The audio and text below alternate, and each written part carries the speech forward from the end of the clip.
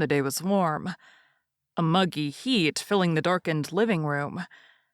Billy pulled back the curtain and coughed when a plume of dust went up in the air. You know, since I let you live here rent-free, you could at least clean up some. He tied back the curtain and opened the window. Rays of sunlight reflected off the array of particles floating around him. "I do clean," Meg said defensively. Her legs were curled up under her on the couch, a magazine on her lap. How she could read without the light on, he had no idea. Personally, he couldn't stand being in a dark room. He needed at least some light. Bulb or sun? Always. He even slept with a television on sometimes.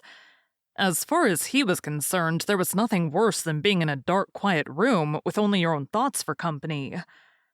Billy sneezed and shot her a dark look, indicating the sneeze as proof of his point.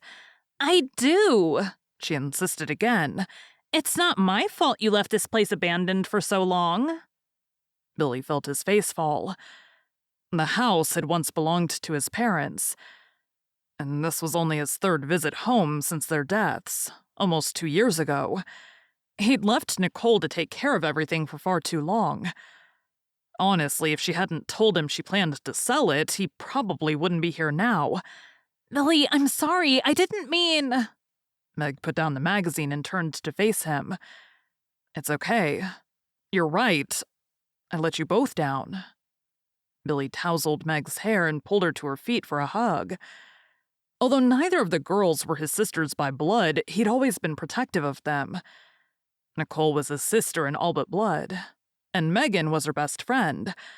The three of them had grown up together. Now, Nicole was married and expecting a child, and Megan was training to be a police officer. It made him feel old.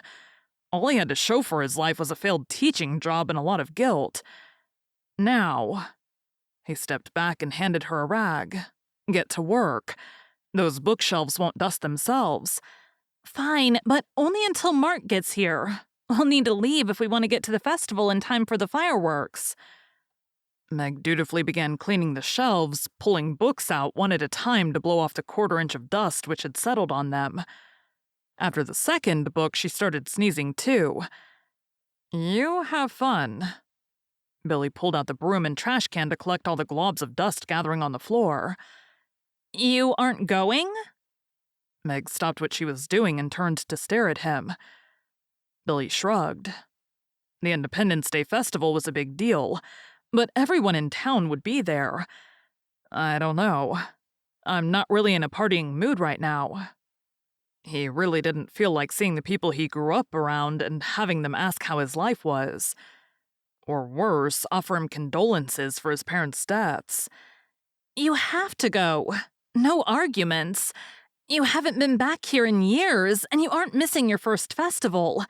Don't make me call Nicole," she threatened when he didn't instantly relent. Billy took one look at her rigid stance. No arguments, eyes and finger pointed right at his face, and knew there was no use debating his plans.